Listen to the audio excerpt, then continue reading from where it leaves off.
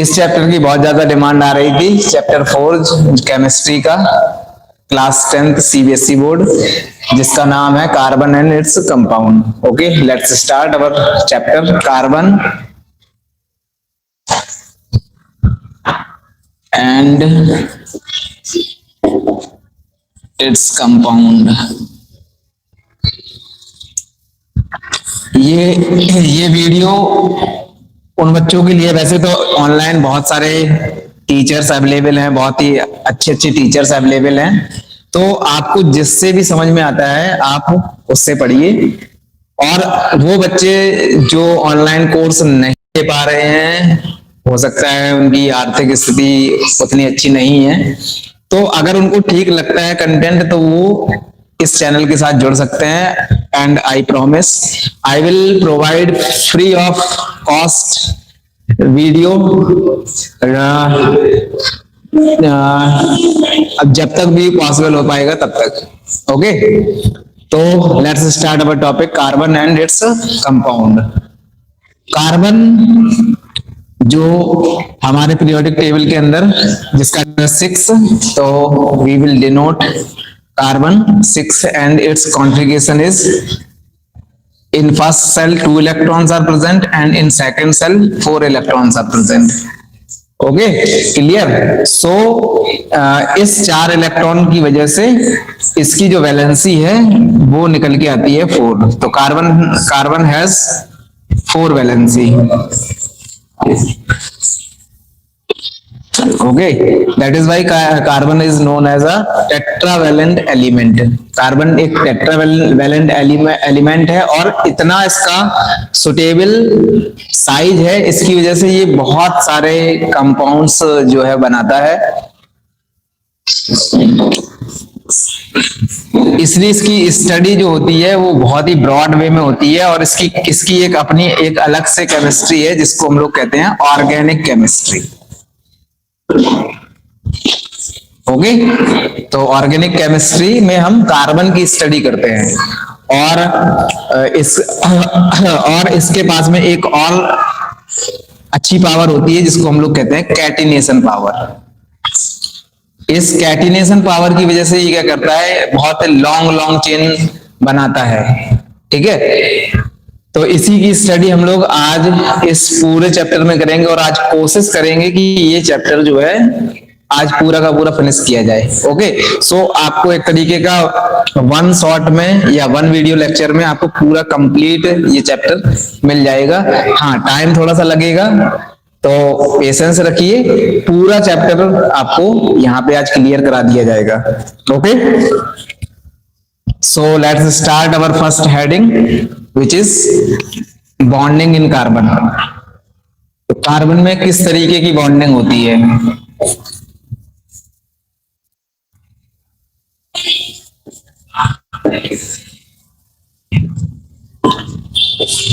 तो carbon bond बनाता है कोवेलेंट बॉन्ड। ओके, सो समझते हैं कि कोवेलेंट बॉन्ड क्या होता है।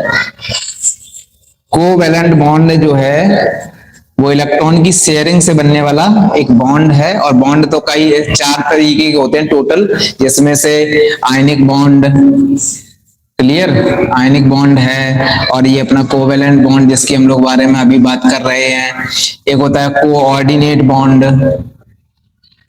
क्लियर, एंड एक होता है मेटालिक बॉन्ड। ओके, तो इन सारे बॉन्ड्स में हम लोग इस वाले कोवेलेंट बॉन्ड के बारे में हम लोग बात कर रहे हैं। तो ये बॉन्ड आखिर बनता कैसे है? तो ये बॉन्ड बनता है 2 एटम्स के आपस में इलेक्ट्रॉन की शेयरिंग से। तो कार्बन जो है वो अपने टेट्रावैलेंट होने की वजह से ना तो पूरे 4 कार्बन किसी को लूज करता है और ना ही पूरे के पूरे 4 कार्बन किसी के गेन कर पाता है, क्योंकि इतना बड़ा न्यूक्लियस नहीं होता है इसका कि ये 4 कार्बन किसी और दूसरे एलिमेंट के एटम से ले सके उसको। ओके, और ना ही इतना कमजोर होता है कि इसका जो न्यूक्लियस है वो 4 इलेक्ट्रॉन्स को लूज करने में हेल्प करा दे। इसलिए ये जो है अपने ऑक्टेट को कंप्लीट करने के लिए, और जिनको ऑक्टेट नहीं पता है तो ऑक्टेट होता है कि जो वैलेंस सेल, खासकर जो सेकंड सेल है, ओके, जिसको हम लोग कहते हैं पी सेल, तो उसमें उसमें जो इलेक्ट्रॉन की कैपेसिटी है, not P shell, second shell, उसके अंदर एस और पी दोनों ही आते हैं। तो उसके अंदर उसको पूरा कंप्लीट फिल करने के लिए ये क्या करता है, इलेक्ट्रॉन की शेयरिंग करता है। ओके, तो पहले तो कोवेलेंट बॉन्ड बताते हैं। जैसे एक हाइड्रोजन, हमने एक एलिमेंट यहाँ पे लिया, तो हाइड्रोजन के पास में ये एक सिंगल इलेक्ट्रॉन होता है। ऐसे ही हाइड्रोजन के पास में एक, हाइड्रोजन का दूसरा एटम, इसके पास में भी एक सिंगल इलेक्ट्रॉन होता है। अब इसके पास में, क्योंकि ये फर्स्ट सेल है, तो इसके पास में यहाँ पे कैपेसिटी 2 इलेक्ट्रॉन्स की है। सेम यार यहाँ पे भी है कि इस हाइड्रोजन के पास में भी 2 इलेक्ट्रॉन की कैपेसिटी है। तो ये अपने आप को कंप्लीटली फिल करने के लिए ये क्या करेगा, एक इलेक्ट्रॉन की शेयरिंग इस हाइड्रोजन की तरफ से हो जाएगी और एक इलेक्ट्रॉन की शेयरिंग इस एटम की तरफ से हो जाएगी। तो इस तरीके से इनके बीच में एक शेयरिंग से एक बॉन्ड क्रिएट यहाँ पे हो जाएगा। तो इस तरीके से ये जो शेयरिंग हो रही है, यहाँ पे एक कोवेलेंट बॉन्ड का फॉर्मेशन हो गया है। Okay, so this molecule is S2 molecule. Okay, now अब हम देखते हैं कि 2 इलेक्ट्रॉन की शेयरिंग से, तो let's come to oxygen. Oxygen एक ऐसा एलिमेंट है जिसके आउटर मोस्ट में 6 इलेक्ट्रॉन होते हैं। तो हम यहाँ पे आउटर मोस्ट के बारे में ही बात कर रहे हैं। तो यहाँ पे कितने इलेक्ट्रॉन हो गए, तो टोटल हो गए 6 इलेक्ट्रॉन। 6 इलेक्ट्रॉन हो गए इसके पास में भी। अब देखो, ऑक्टेट कंप्लीट करने के लिए यहाँ तो इसने किया था, पहले वाले ने किया था अपना डुप्लेट कंप्लीट, क्योंकि इसके पास में पहली ही फर्स्ट सेल इनकम्प्लीट थी। यहाँ पे ये सेकंड सेल है, तो यहाँ पे टोटल चाहिए 8 और इसको भी चाहिए 8। तो 2 इलेक्ट्रॉन्स यहाँ से आएंगे और 2 इलेक्ट्रॉन्स यहाँ से आएंगे। तो इस तरीके से यहाँ पे इसके पास में भी टोटल 8 इलेक्ट्रॉन हो गए और इसके पास में भी टोटल 8 इलेक्ट्रॉन हो गए। तो इस तरीके से ये बन गया O2 का मॉलिक्यूल। तो यहाँ पे 2 इलेक्ट्रॉन की शेयरिंग हुई है। ओके, यहाँ पे एक चीज और बता दें, कोवेलेंट बॉन्ड जो होता है उसके अंदर भी 2 टाइप के बॉन्ड होते हैं। एक होता है सिग्मा बॉन्ड और एक होता है पाई बॉन्ड। तो जो सिग्मा बॉन्ड होता है वो फर्स्ट बॉन्ड जो होता है वो सिग्मा बॉन्ड होता है, और फर्स्ट बॉन्ड के बाद में बने हुए जितने भी बॉन्ड होते हैं, चाहे वो 2 बन जाए, 3 बन जाए, जितने भी बन जाए, लेकिन 3 से ज्यादा बनते नहीं है, तो उनको हम लोग कहते हैं पाई बॉन्ड। तो यहाँ पे हाइड्रोजन के केस में देखा हमने, तो एक ही बॉन्ड है, तो ये तो सिग्मा है। यहाँ पे एक डबल बॉन्ड है, तो एक सिग्मा एक पाई, और तुम किसी को भी सिग्मा किसी को भी पाई यहाँ पे कह सकते हो। ओके, तो O2 के मॉलिक्यूल में 1 sigma bond and 1 pi bond का फॉर्मेशन यहाँ पे होता है। नाउ तीसरा केस देखते हैं नाइट्रोजन का। तो नाइट्रोजन के आउटर मोस्ट में होते हैं 5 इलेक्ट्रॉन। तो 5 इलेक्ट्रॉन हम कुछ इस तरीके से यहाँ पे लिख देते हैं कि यहाँ पे इसके पास में है 5 इलेक्ट्रॉन। ऐसे ही यहाँ पे दूसरा नाइट्रोजन का एलिमेंट का एटम है, उसके पास में भी है 5 इलेक्ट्रॉन। अब इसको अपना ऑक्टेट कंप्लीट करने के लिए चाहिए 3 इलेक्ट्रॉन्स। सेम यहाँ पे इसको भी चाहिए 3 इलेक्ट्रॉन। तो ये आपस में क्या करेंगे, पेयरिंग कर लेंगे। ओके, इस तरीके से। तो यहाँ पे कितने इलेक्ट्रॉन की पेयरिंग हो गई है, तो 3 पेयर की पेयरिंग हो गई है। तो इस तरीके से इसका भी ऑक्टेट कंप्लीट हो गया। 6 इलेक्ट्रॉन यहाँ, 2 यहाँ, हो गए 8। ऐसे यहाँ पे इसके लिए 6 इसके लिए भी काउंट होंगे और 2 इलेक्ट्रॉन ये, तो इसका भी ऑक्टेट यहाँ पे कंप्लीट हो गया और मॉलिक्यूल बन गया N2। यहाँ पे 1 sigma bond and rest 2 bonds are pi bond. Okay, तो इस तरीके से कभी कभी बोर्ड में क्वेश्चन पूछ लिया जाता है कि calculate the sigma bonds in the given molecule, या पूछ लेगा कि how many pi bonds are present in this molecule. तो इस तरीके से तुम क्या करना है, पहले इलेक्ट्रॉन डॉट स्ट्रक्चर उसका क्रिएट करना है, उसके बाद में फिर काउंट कर लेना है। पहला बॉन्ड तो ऑलवेज सिग्मा होता है। अगर कहीं पे डबल बॉन्ड या ट्रिपल बॉन्ड आया है तो डबल बॉन्ड में 1 सिग्मा 1 पाई होता है और ट्रिपल बॉन्ड में 1 सिग्मा एंड 2 पाई बॉन्ड्स होते हैं। Okay, clear. तो एक क्वेश्चन अगर यहां से आता है तो ये वाला क्वेश्चन बन जाता है, और कई बार मैंने देखा है कि इस तरीके का क्वेश्चन पूछा गया है बोर्ड एग्जाम्स में कि इस गिवन स्ट्रक्चर के अंदर, खासकर बेंजीन के अंदर, जो बेंजीन का स्ट्रक्चर होता है वो कुछ इस तरीके का स्ट्रक्चर होता है और इसके अंदर अल्टरनेट जो है वो डबल बॉन्ड आता है। तो वो पूछता है कि how many sigma bonds are here. तो इसमें एक हिडन क्या है कि यहाँ पे एक हाइड्रोजन भी होता है जिसको हम लोग हमें मतलब दिखाई नहीं दे रहा, लेकिन वो प्रेजेंट है, क्योंकि यहाँ पे तो ये कार्बन प्रेजेंट है और हर एक कार्बन के पास में एक हाइड्रोजन प्रेजेंट होता है, तो यहाँ पे एक हाइड्रोजन को भी हमें यहाँ पे काउंट करना है। ओके, तो इस तरीके से ये देखो, यहाँ पे कार्बन कार्बन के बीच में बॉन्ड 1 2 3 4 5 6 बॉन्ड तो ये हो गए, और 6 ही हाइड्रोजन है, तो यहाँ पे 6 सिग्मा बॉन्ड ये हो गए, तो टोटल कितने हो गए 12। तो sigma bonds are 12 and pi bonds are 3। Okay, total 15 bonds are here. तो in benzene compound total 15 bonds are covalent bond, in which 12 bonds are sigma bond and 3 bonds are pi bond। Okay, तो इस तरीके का भी question board exam में पूछा जाता है। क्लियर? तो अभी हमने ये सीख लिया कि कोवेलेंट बॉन्ड क्या होता है, कैसे बनता है, इलेक्ट्रॉन की शेयरिंग से बनता है, कितने तरीके का होता है, तो 2 तरीके का होता है, सिग्मा बॉन्ड होता है और पाई बॉन्ड होता है, और किस तरीके से बोर्ड एग्जाम में इस टॉपिक से भी क्वेश्चन आता है। ओके, और कार्बन ही, और शुरुआत में ही बताया, कार्बन एक बहुत ही वर्सेटाइल एलिमेंट है, ये दुनिया भर के कंपाउंड बनाता है। मतलब अभी तक अगर देखा जाए तो इसके जो कंपाउंड है, its compound 30 lakh known compound है अभी कार्बन के, और अभी भी हो सकता है कि और भी कई सारे कंपाउंड्स का सिंथेसिस इसका अभी और भी होना बाकी है। बहुत सारे कंपाउंड इसके क्या होंगे, बनेंगे। और जो लोग अभी लाइव देख रहे होंगे तो अनफॉर्चुनेटली अभी मैं किसी की चैट नहीं देख सकता कि वो क्या लिख रहे हैं, उनका क्या क्वेश्चन है, क्या डाउट है। अभी तो बस मैं क्या कर रहा हूं, अपना टॉपिक उन्हें ये क्लियर करा रहा हूं कि भाई मैं अपने लेवल पे कितना उनको ठीक दे सकता हूं कंटेंट, और फिर उसके बाद में फिर जब अभी, क्योंकि मुझे उतनी लाइव आने की उतनी ज्यादा मतलब नॉलेज नहीं है, यही कह सकते हैं। तो जब हमें धीरे धीरे इस चीज का पता चल जाएगा तो फिर लाइव चैट में आकर के आपके क्वेश्चंस जो डाउट हैं वो उसको भी मैं क्लियर कराने की कोशिश करूंगा। ओके, तो अभी हम आगे बढ़ते हैं इस चैप्टर में, क्योंकि हमने आज ये डिसाइड किया कि इस चैप्टर को जितना हो सकेगा लास्ट तक जाने की कोशिश करेंगे कि किसको खत्म करना है। ओके, तो कई लोगों को लगता है कि डीपी सर कैसा पढ़ाते हैं, डीपी सर कैसा पढ़ाते, तो यहाँ पे क्लियर हो जाएगा, डीपी सर ऐसा पढ़ाते हैं। ओके, इंट्रोडक्शन हो गया है। I am your DP sir, currently teaching in IPS school एटोरा। Let's move on to further topic, which is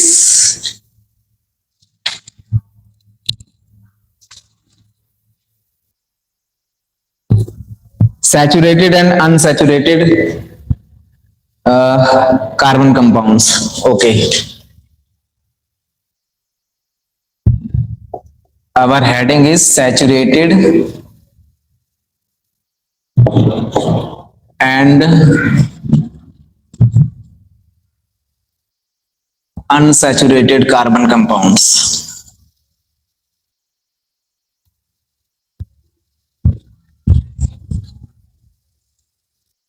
carbon compound 2 तरीके के होते हैं। देखो, कंपाउंड का मतलब क्या होता है, कई बच्चे ये कंपाउंड का मतलब ही नहीं जानते कि कंपाउंड का मतलब क्या होता है।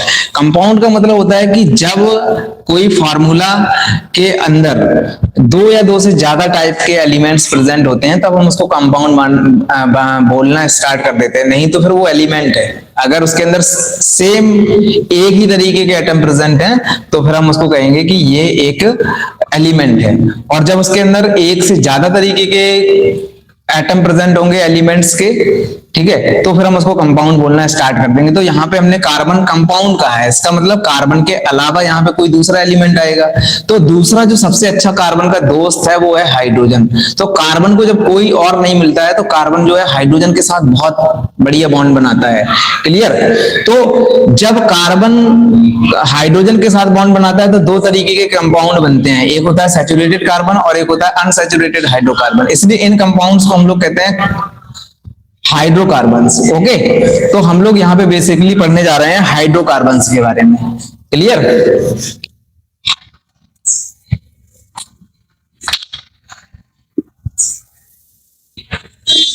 जैसा कि इसका नाम है हाइड्रोकार्बन्स, तो हाइड्रोकार्बन्स का मतलब क्या है कि हाइड्रोजन और कार्बन से मिलकर के बनने वाले कंपाउंड। तो यहाँ पे 2 तरीके के कंपाउंड होते हैं, एक होता है सैचुरेटेड और एक होता है अनसैचुरेटेड।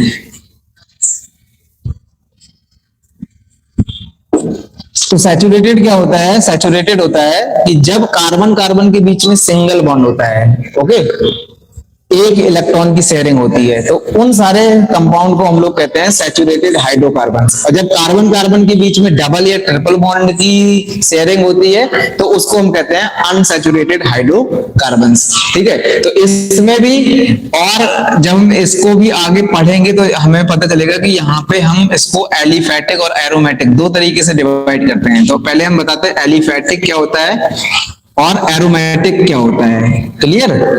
तो जब कार्बन इस तरीके की सीरीज बनाता है, चेन बनाता है एक, तो हम उसको कहते हैं ये एलिफैटिक है।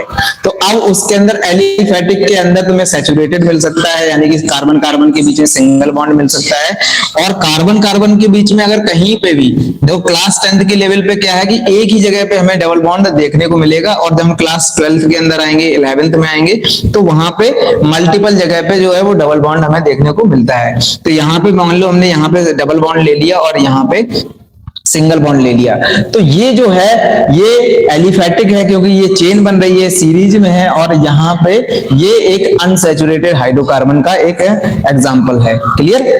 और ऐसे ही अगर कहीं पे एक जगह मान लो हमने यहाँ पे ट्रिपल बॉन्ड ले लिया और यहाँ पे, तो ये भी एक अनसैचुरेटेड हाइड्रोकार्बन है, और किसके अंदर आएगा? एलिफैटिक हाइड्रोकार्बन के अंदर ये आएगा। क्लियर? और एरोमेटिक क्या होता है कि जब कार्बन एक रिंग बनाते हैं, और सबसे कम कार्बन जो रिंग बना सकते हैं उसके लिए एटलीस्ट कम से कम 2 कार्बन चाहिए, सॉरी 3 कार्बन चाहिए, 3 कार्बन की नीड होती है। 2 कार्बन तो उनमें तो बन ही नहीं पाएगा।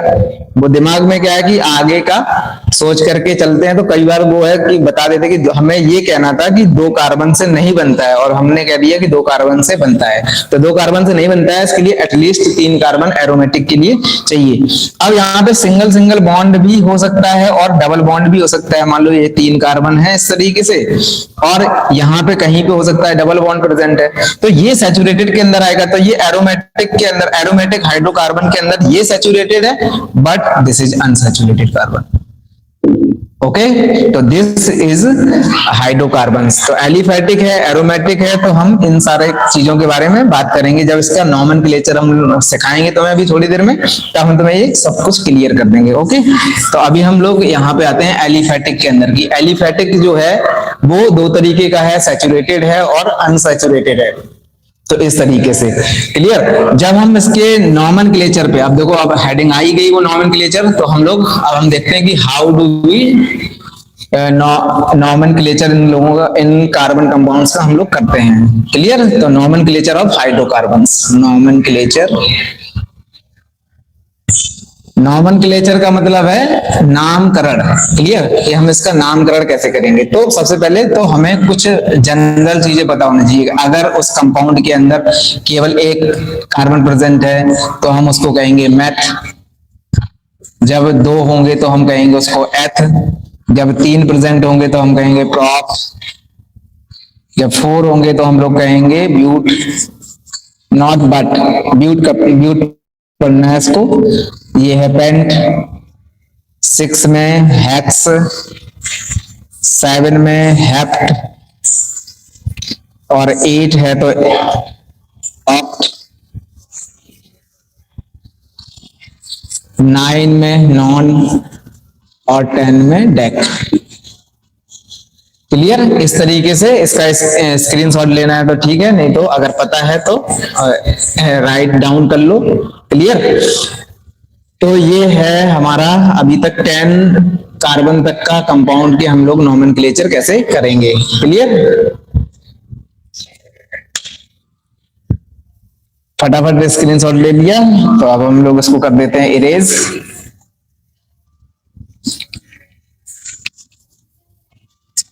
अब लोग हम लोग फिर से आते हैं अपने हाइड्रोकार्बन्स में वापस। तो अब हम लोग पहले बात कर रहे हैं सैचुरेटेड हाइड्रोकार्बन्स की। सैचुरेटेड हाइड्रोकार्बन्स का जो जनरल नाम है उनको बोला जाता है एल्केन। अब यहां पे एल्केन का मतलब क्या है? इस एल का मतलब है number of carbon atoms present in compound, clear. And N, ये एन रिप्रेजेंट करता है सिंगल बॉन्ड को, सिंगल कोवेलेंट बॉन्ड को, single bond. Okay, single bond होगा तभी तो वो सैचुरेटेड है ना, इसलिए सैचुरेटेड है तो उसके नाम में एन लगेगा, और एल बताएगा कि कितने कार्बन है, और कार्बन कितने हैं उसके हिसाब से हमें पता है कि एक कार्बन है तो मैथ, 2 कार्बन है तो एथ, 3 कार्बन है प्रॉप, 4 कार्बन है ब्यूट, 5 कार्बन है पेंट, 6 कार्बन है तो hex, hept, oct, non, deck, इस तरीके से, क्लियर। तो जो पहला कार्बन है, तो एल्केन का जो जनरल फार्मूला बनता है वो बनता है CnH2n+2, क्लियर। अब हम लोग स्टार्ट करते हैं फर्स्ट से। तो फर्स्ट कार्बन के पास में n की वैल्यू रख दो यहाँ पे 1, तो यहाँ पे आ जाएगा 1, 2 × 1 2, 2 + 2 4, यानी कि CH4, क्लियर। तो ये हो गया CH4। यहीं पे बहुत ही इंटरेस्टिंग एक टॉपिक आएगा, होमोलोगस सीरीज, क्लियर, हम उसको भी देखेंगे। तो यहाँ पे कुछ इस तरीके का हम बना दे रहे हैं कि ये स्ट्रक्चर है मीथेन का, CH4 का। अब दूसरा कंपाउंड है हमारा, n की वैल्यू रखो 2, C2, 2 × 2 4, 4 + 2 6, यानी कि C2H6। स्ट्रक्चर कुछ इस तरीके से हो जाएगा, तो ये हो जाएगा C2H6, क्लियर। तो देखो ये इस फॉर्मूले को क्या कर रहा है, पूरा का पूरा फॉलो कर रहा है। तो एल्केन का जनरल फॉर्मूला होता है CnH2n+2, इस तरीके से 3, तो C3, H कितना हो जाएगा, H कितना हो जाएगा, H हो जाएगा 2 × 3 6, 6 + 2 8, C3H8।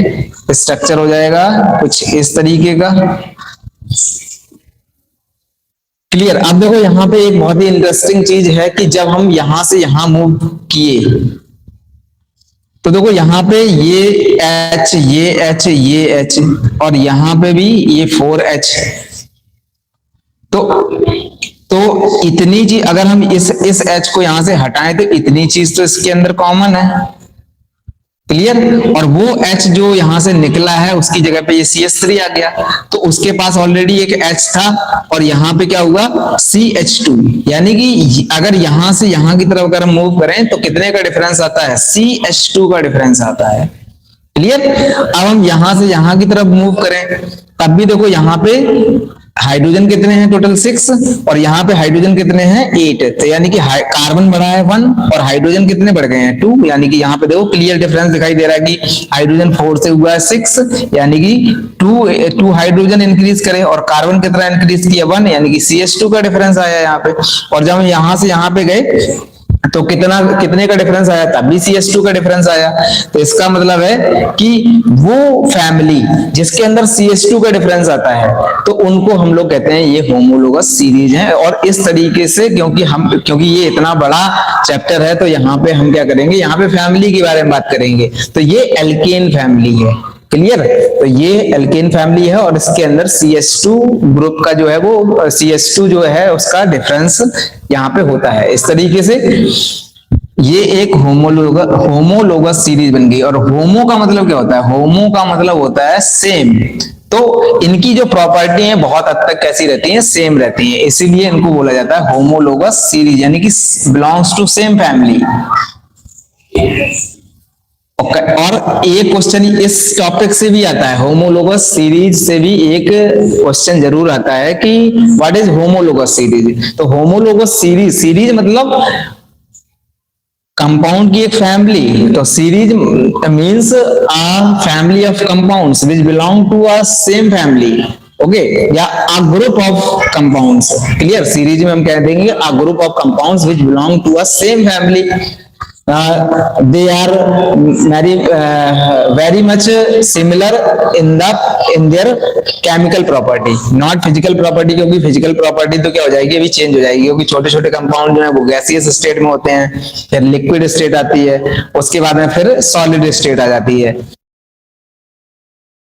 तो ये जो सीरीज है फिजिकली तो हम नहीं कह सकते सेम है, लेकिन बहुत हद तक जो है वो केमिकली जो इनकी केमिकल प्रॉपर्टीज होती हैं वो कैसी होती हैं, सेम होती हैं, क्लियर। तो ये है होमोलोगस सीरीज। नाउ हम लोग एल्कीन के बारे में बात करते हैं। अब अनसैचुरेटेड को लेते हैं तो अनसैचुरेटेड हाइड्रोकार्बन का नाम होता है alkene.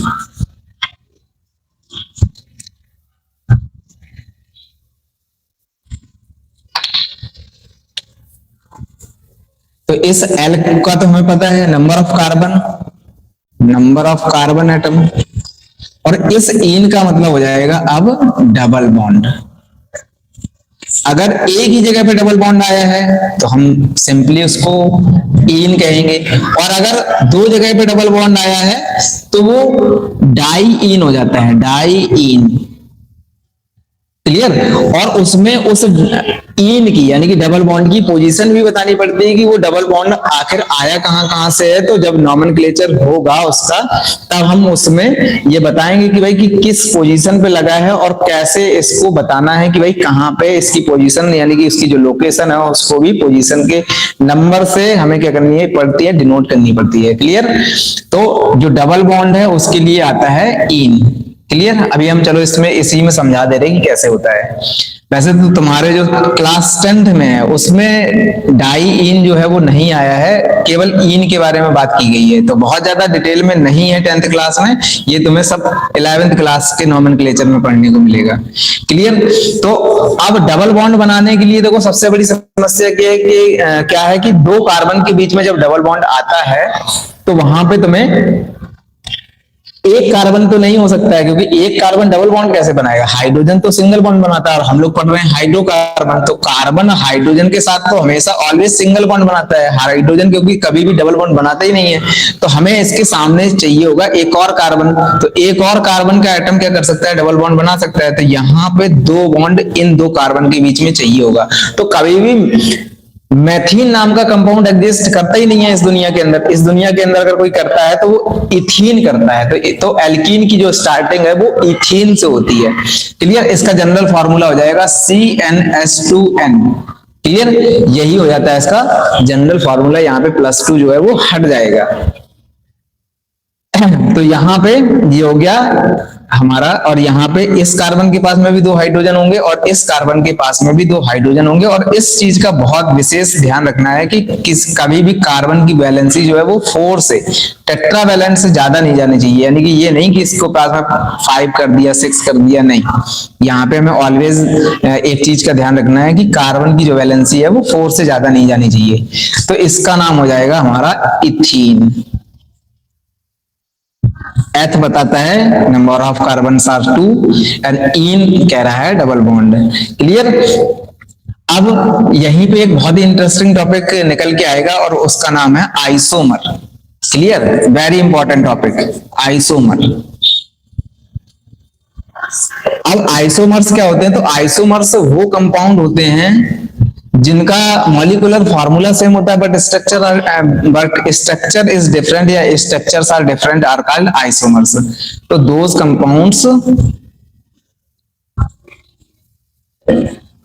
Compounds which are similar या which have similar molecular formula, okay, which have similar formula, clear, but different structure. Clear? अभी देखो कैसे। अब ये आइसोमर की हमने बात यहाँ पे क्यों करी है तो उसका अभी रीजन तुम्हें आगे पता चलेगा। तो इसके बाद में ये हो गया पहला कंपाउंड जो है इथीन, दूसरा कंपाउंड जो हो जाएगा प्रोपीन। कार्बन कार्बन 3 कार्बन होने चाहिए, कहीं पे भी डबल बॉन्ड लगा लो। यहाँ पे हमने मान लो डबल बॉन्ड लगा लिया, इसके पास में होंगे 2 हाइड्रोजन, इसके पास में होगा 1 हाइड्रोजन और इसके पास में होंगे 3 हाइड्रोजन। क्लियर? अब देखते हैं। तो Cn की वैल्यू रखो 3, तो Cn 2 मल्टीप्लाई बाई 3 यानी कि 6। तो यहाँ पे देखो टोटल 3 हाइड्रोजन यहाँ पे, 1 यहाँ पे, 2 यहाँ पे, टोटल हो गए 6। तो इसका नाम हो जाएगा प्रोपीन। समस्या अभी नहीं आ रही, समस्या अब आएगी। समस्या है अब जब हम लेते हैं 4 कार्बन। 4 कार्बन हमने ले लिया ये वाला। क्लियर? तो अब डबल बॉन्ड हमने यहाँ पे कर दिया, तो इसके पास में 2 हाइड्रोजन, इसके पास में 1 हाइड्रोजन, यहाँ पे भी सिंगल बॉन्ड, यहाँ पे 2 हाइड्रोजन और यहाँ पे 3 हाइड्रोजन। क्लियर? इसका नाम क्या हो जाएगा? ब्यूटीन। वैसे तो ये सही है, लेकिन हल्का सा इसमें गड़बड़ है। क्या गड़बड़ है कि अगर कोई ये कहे कि सर ये बताओ कि इसका क्या करेंगे, 4 कार्बन हमने भी ले लिए, यहां पे मान लो कह रहे हैं कि हमारा मन है कि सर हम यहाँ पे डबल बॉन्ड नहीं लगाएंगे, हम डबल बॉन्ड लगाएंगे यहाँ पे, तो डबल बॉन्ड लग गया है यहाँ पे। अब इसके पास में हो गए 3, यहाँ पे भी हो गया, यहाँ पे 1 और यहाँ पे हो गए 3, टोटल 3 3 6 2 8, तो C3H8 अपना पूरा फॉर्मूला यहाँ पे मैच कर गया। अब कहो कि इसका नाम क्या है, तो इसका नाम भी हो जाएगा ब्यूटीन। तो ये तो गड़बड़ हो गई ना कि दोनों कंपाउंड के नाम ब्यूटीन है, तो फिर इसमें से हमें पता कैसे चलेगा कि इस स्ट्रक्चर वाला है या इस स्ट्रक्चर वाला है। तो यहाँ पे हम यहाँ पे जो डबल बॉन्ड आया है उसकी पोजीशन भी बताएंगे। तो इसका सही नाम जो होगा वो हो जाएगा ब्यूट, डैश लगाएंगे फिर लगाएंगे 1, फिर डैश लगाएंगे फिर लगाएंगे इन, तो ब्यूट 1 इन is the correct name of this compound. तब पता चलेगा ना कि हाँ, आपकी जो डबल बॉन्ड लगाना है वो पहले वाले पे लगाना है। यहाँ पे तो अंडरस्टूड है कि भाई कहीं पे भी डबल बॉन्ड कर दो, यहां से उठा करके यहाँ कर दो तब भी ये फर्स्ट कार्बन है, यहाँ पे कर दोगे तब भी हम यहाँ से काउंट कर लेंगे कि ये फर्स्ट कार्बन है। 2 कार्बन में कोई दिक्कत ही नहीं है, ये भी फर्स्ट है और ये भी फर्स्ट है, तो यहाँ पे अंडरस्टूड है इसलिए हमने यहाँ पे 1 नहीं लगाया। लेकिन अगर हम यहाँ पे H1 इन कर देंगे वो और भी ज्यादा अच्छा है, और अगर हम यहाँ पे प्रोप 1 इन कर देंगे वो भी अच्छा है। वो एक हैबिट में आ जाएगा कि हमें पोजीशन भी बतानी पड़ती है कि डबल बॉन्ड आखिर प्रेजेंट कहाँ है। और यहाँ वाले में हमें क्लियर पता चल गया कि पोजीशन का कितना इंपॉर्टेंस है, कि अगर हमने यहाँ पे पोजीशन नहीं बताई तो कोई इसको भी समझ सकता है, कोई इसको भी समझ सकता है। तो इसका क्या नाम होगा, तो डबल बॉन्ड जहां से पास पड़ेगा हमारे, तो from this side double bond is near, we will start the counting from there. Okay, so we will count 1 2 1 2, दोनों साइड से बराबर है तो पहला कार्बन। अब ये तुम्हारे ऊपर है कि तुम पहला कार्बन इसको भी मान सकते हो और पहला कार्बन तुम इसको भी मान सकते हो। दोनों साइड से ये डबल बॉन्ड जो है वो दूसरे नंबर के कार्बन पे आ रहा है। तो यहां पे ये हो जाएगा ब्यूट 2 इन। और जो हमने पहले बताया था कि डाई, अगर ये डबल बॉन्ड दो जगह आ जाए, मान लो कि ये डबल बॉन्ड यहां पे आ जाए, अब हम क्या करेंगे, तो यहाँ पे डबल बॉन्ड 2 बार आया है तो इसका मतलब है डाई इन। अब जो पोजीशन है वो कहाँ कहाँ है, एक तो अब हम यहां से काउंटिंग स्टार्ट नहीं कर सकते क्योंकि यहां से ये वाला कार्बन जो है वो दूसरा है और ये वाला कार्बन जो है वो तीसरा है, और जबकि हमें जहां से पास पड़ेगा हम काउंटिंग स्टार्ट वहीं से करेंगे। तो पहला कार्बन हमारे लिए हो जाएगा ये वाला, तो ये फर्स्ट कार्बन है, तो ये फर्स्ट कार्बन है, then it is second carbon. तो इसका मतलब हमें डबल बॉन्ड पहले ही कार्बन में मिल गया और ये वाला जो डबल बॉन्ड है वो हमें दूसरे कार्बन में मिल गया, यानी कि यहाँ हो जाएगा 1,2। तो ये हो जाएगा ब्यूट 1,2, यानी कि 1 पे भी डबल बॉन्ड है, 2 पे भी डबल बॉन्ड है, और यहाँ पे हो जाएगा डाई इन। डाई का मतलब है 2 और इन का मतलब है डबल बॉन्ड, दो डबल बॉन्ड आए हैं। तो वो टॉपिक भी तुम्हारा क्लियर हो गया। अगर ऐसे 3 जगह पे आ जाएगा, मान लो यहाँ पे भी डबल बॉन्ड होता तो 1,2,3 ट्राई इन हो जाता फिर वहां पे। क्लियर। तो इस तरीके से तुम्हारा और तुम्हारा, क्योंकि क्लास 10th के अंदर केवल सिंगल है और ये फार्मूला जो है वो सिंगल इन के लिए है, ये भी ध्यान रखना। अगर सिंगल इन आया है तभी ये फार्मूला जो है वो वैलिड रहेगा, नहीं तो ये फार्मूला क्रैश कर जाएगा। क्लियर। अब बढ़ते हैं और थोड़ा सा आगे।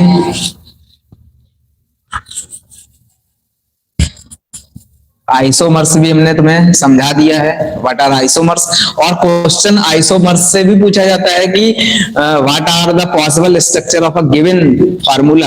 एक फार्मूला लिख देगा और पूछेगा कि बताओ इसके कितने पॉसिबल स्ट्रक्चर्स बन सकते हैं।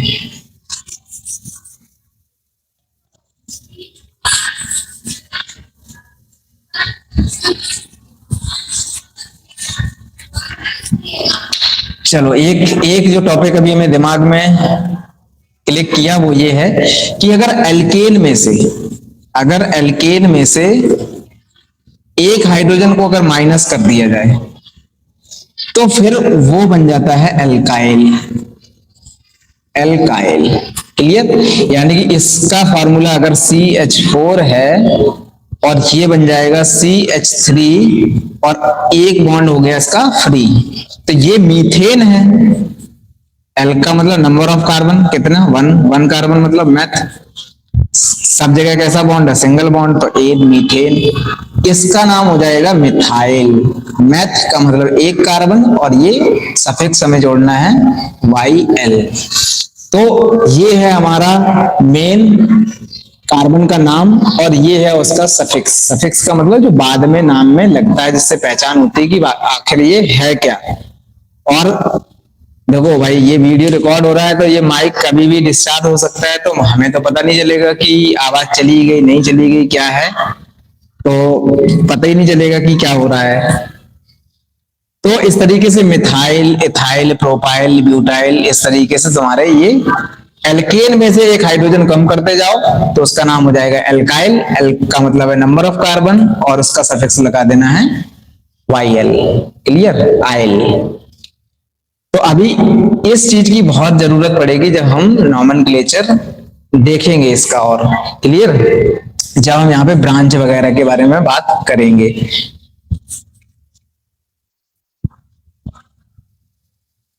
अब एक बचा हमारा लास्ट वन अनसैचुरेटेड का, जो है एल्काइन। ये है आयन, इसका मतलब होता है ट्रिपल बॉन्ड। जब किसी कंपाउंड के अंदर ट्रिपल बॉन्ड प्रेजेंट होगा तो उसके नाम में हम लगाएंगे आयन और कार्बन गिन लेंगे कि कितने हैं, तो वहां पे लगा देंगे एल्क। एल्क मतलब जो भी होगा, मैथ, एथ्रोब्यूट, जो भी होगा। तो इसमें ट्रिपल बॉन्ड बनाने के लिए भी वही सेम कंडीशन है कि कम से कम दूसरा कार्बन तो चाहिए जिसके साथ में पहला वाला कार्बन जो है वो ट्रिपल बॉन्ड बनाए। तो यहाँ पे भी एटलीस्ट दो कार्बन से स्टार्टिंग होती है जहां पे ट्रिपल बॉन्ड बनता है। तो एक हाइड्रोजन यहां पे होगा, एक हाइड्रोजन यहां पे होगा। क्लियर, तो इसका नाम हो जाएगा एथ आयन, एथाइन। एथ मतलब नंबर ऑफ कार्बन आर 2 और आयन मतलब उन दोनों के बीच में ट्रिपल बॉन्ड है। फॉर्मूला क्या हो जाएगा, CnH2n -2। That is very important. कई लोग क्या करते हैं, सोचते हैं कि सीधा सीधा हम सीधा कर देंगे कि यहां से ही माइनस कर देंगे उसको। यहां से माइनस नहीं करना है, उसका पहले मल्टीप्लाई कराओ कि कार्बन कितने, फिर माइनस करना है। क्लियर, तो यहां पे जैसे कई लोग सोचते हैं कि इसका फॉर्मूला बन गया हमारा C2H2, यानी कि दो कार्बन हैं और दो ही हैं, वहां पे सीधा दुगना हो रहा था, इसमें सोचते हैं बराबर, तो बराबर नहीं होता है। अभी इसमें बराबर मिल गया तुम्हें, अगली बार बराबर तुम्हें नहीं मिलेगा। देखो अगले वाले में जब यहाँ पे ये पहला का कंपाउंड हो गया, दूसरा कंपाउंड, तो दूसरा कंपाउंड 3 कार्बन के साथ में, यहाँ पे मान लो ट्रिपल बॉन्ड प्रेजेंट है यहाँ पे, ठीक है। अब कितने नंबर ऑफ कार्बन प्रेजेंट है, 3, 3 मतलब प्रॉप, ट्रिपल बॉन्ड प्रेजेंट है तो आयन। इसका भी हमें पोजीशन बताना पड़ेगा कि ये ट्रिपल बॉन्ड कहां पे प्रेजेंट है, क्योंकि जैसे जैसे नंबर ऑफ कार्बन बढ़ेंगे तो हम हर बार पहली पोजीशन में तो थोड़ी लगाएंगे, हम हर जगह अलग अलग इसको भी लगा सकते हैं। तो इस वजह से इसकी भी पोजीशन हमें बताना बहुत इंपॉर्टेंट है। इसका हो जाएगा C3। अब देखो कितना टोटल, टोटल कितने, इसके पास में भी इसके पास में तो हाइड्रोजन होंगे ही नहीं, क्योंकि 3 बॉन्ड ये ऑलरेडी बना चुका है और एक बॉन्ड ये, तो इसकी तो वैलेंसी कंप्लीट हो गई। इस 3 बॉन्ड यहाँ पे, एक हाइड्रोजन चलो इसके पास में है और इसके पास में होंगे टोटल अवेलेबल 4 हाइड्रोजन। तो 1 hydrogen and 3 hydrogen, total 4 hydrogen, यानी कि CH4, C3H4। अब देखो ये कैसे आया, अब देखो 2 में तो 2 आ गया था, 3 में 4 आ गया, ठीक है। तो इसका मतलब है 3 का मल्टीप्लाई जब होगा 2 में, 2 मल्टीप्लाई बाई 3 यानी कि 6, 6 माइनस 2, 6 माइनस 2 कितना हो गया, 4, इसलिए ये फॉर्मूला। नेक्स्ट वन, यहां पे हमने 4 ले लिए। अब कहीं पे भी ट्रिपल बॉन्ड हो सकता है, अगर यहां पे है तब तो हम इसको 1 आयन कह देंगे। तो 1 यहाँ पे है, यहाँ पे ऑलरेडी हो गए हैं पूरे, यहाँ पे होंगे 2 हाइड्रोजन और यहाँ पे होंगे टोटल 3 हाइड्रोजन, ठीक है। तो इसका नाम क्या हो जाएगा, ब्यूटाइन। ब्यूटाइन। क्लियर, फार्मूला क्या होगा, C4 रखो फॉर्मूले में, C4 2 मल्टीप्लाई बाई 4 यानी कि 8, 8 माइनस 2 6, यहां पे हो जाएगा C4H6। तो जो मॉलिक्यूल इस फार्मूले को मैच करेगा वो हमारा एल्काइन फैमिली का होगा। और इनमें भी देखो, जब हम यहां से यहां की तरफ मूव करेंगे तो हमें CH2 का ही डिफरेंस देखने को मिलेगा। हाइड्रोजन कितना बड़ा 2, कार्बन कितना बड़ा 1, CH2 का डिफरेंस कितना बड़ा 1, कितना बड़ा 2, यानी कि कितने का डिफरेंस CH2 का डिफरेंस। तो CH2 का डिफरेंस आ रहा है, तो यानी कि ये हो गई हमारी एल्काइन फैमिली। तो अब हम पूरा एक ही जगह पे इसको समेट देते हैं। क्लियर? अब हम इसको एक ही जगह पे समेट रहे हैं। फटाफट देखो, क्लास और ऑनलाइन में थोड़ा सा अंतर है, बस हम यहाँ पे तुम्हें देख नहीं पा रहे हैं। क्लास में हम आई कांटेक्ट बना के रखते हैं स्टूडेंट से कि वो क्या पढ़ रहे हैं, कैसे पढ़ रहे हैं। यहाँ पे हमें कुछ पता ही नहीं चल रहा है कि कौन पढ़ रहा है। वैसे तो जो यहाँ पे आएगा तो वो 100% है कि वो पढ़ने के लिए आया है। क्लास में तो सोचते कि चलो छोड़ो, क्या सोचते हैं क्लास में। अब देखो यहाँ पे हम हाइड्रोकार्बन्स के बारे में बात कर रहे हैं। तो हाइड्रोकार्बन्स जो है वो दो तरीके के हैं। तो दो तरीके की, सैचुरेटेड और अनसैचुरेटेड। सैचुरेटेड को हमने बोला एल्केन, अनसैचुरेटेड के अंदर दो और कैटेगरी बन के आ गई हैं, एल्कीन और एल्काइन। इसका फॉर्मूला है CnH2n+2, इसका फॉर्मूला है CnH2n और इसका फॉर्मूला है CnH2n-2। Clear? These are the general formula. चलो इसको हटा देते हैं। बस इसको ध्यान रखना कि ये अकेला सैचुरेटेड है, ये दोनों अनसैचुरेटेड हैं और ये अकेला सैचुरेटेड है। क्लियर? फॉर्मूला लिखना स्टार्ट करते हैं। CH4 C2H6 C3H8 C4H10। यहाँ पे C2 से स्टार्ट होता है, ये C2H4 C3H6 C4H8। Clear? C5H10, यहाँ पे C2H2 C3H4 C4 कितना हो जाएगा 6 C5H8। क्लियर? -2 करना ना, 5 का डबल 10, 10 -2 यानी कि 8, 4 का डबल 8, 8 -2। क्लियर? सबके नाम।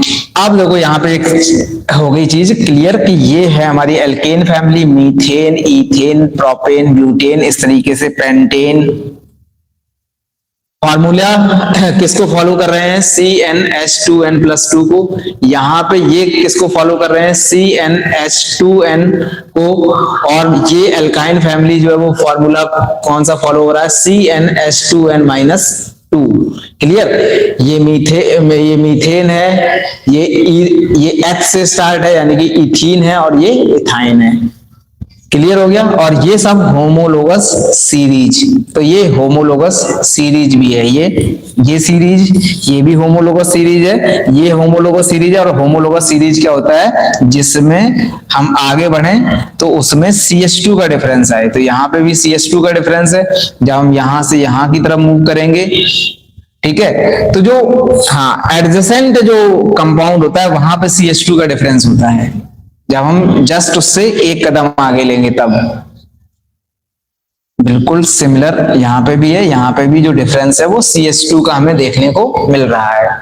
ठीक है? अब हम लोग बात करते हैं नॉमेनक्लेचर थोड़ा सा और ब्रांच वगैरह की। ठीक है? तो इसका भी स्क्रीनशॉट ले लो कि हाइड्रोकार्बन्स जो है वो देखो इस तरफ वाले सैचुरेटेड हैं और इस तरफ वाले जो है वो अनसैचुरेटेड हैं। यानी कि ये दो कैटेगरी जो है वो अनसैचुरेटेड की है और ये कैटेगरी जो है वो सैचुरेटेड की है। और इसी जगह पे एक चीज और रख लेना ध्यान कि जब इसमें से एक हाइड्रोजन माइनस किया जाएगा तो वो एल्काइल बन जाता है, यानी कि ये बन जाएगा मिथाइल, यहाँ बन जाएगा C2H5 यानी कि ये हो जाएगा इथाइल और ये हो जाएगा तुम्हारा C3H7, ये हो जाएगा प्रोपाइल।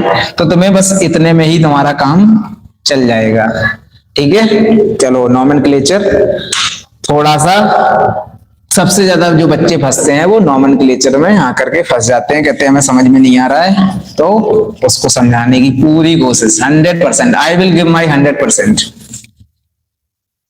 कैमरे की तरफ तो मैं देखता ही नहीं, मेरा ध्यान पूरा का पूरा रहता है बोर्ड की तरफ। तो चलो थोड़ा सा यहाँ आकर के देख लेते हैं, और कमेंट चलो हम देख ले रहे हैं अभी यहाँ से कि कितने लोग देख रहे हैं, कितने लोग नहीं देख रहे, क्या हो रहा क्या नहीं।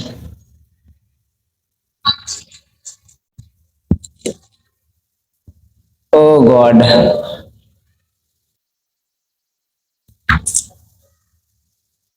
Okay, only single student is watching, I don't know who are you. कोई बात नहीं, जब ये वीडियो जाएगा सब जगह तो फिर इसमें भी लोग, बच्चे जो हैं पूरे इंडिया के, पूरे भारतवर्ष के बच्चे आकर के जुड़ेंगे। जो भी बच्चे जो दूसरी जगह नहीं जा रहे हैं, किसी और प्लेटफॉर्म में नहीं है, बड़े बड़े टीचर्स का बैच नहीं लिए हैं, वो जरूर आकर के यहाँ जुड़ेंगे। और जितने कम से कम बच्चे जुड़ेंगे उतना ठीक है, अभी हम उनकी बात सुन पाएंगे, समझ पाएंगे। क्लियर? तो अभी हम आगे बढ़ते हैं और नॉमेनक्लेचर स्टार्ट करते हैं।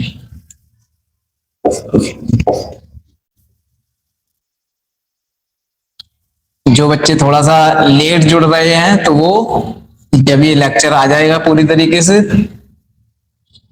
थोड़ा सा गलत, nomenclature of hydrocarbons, nomenclature of hydrocarbons is live here।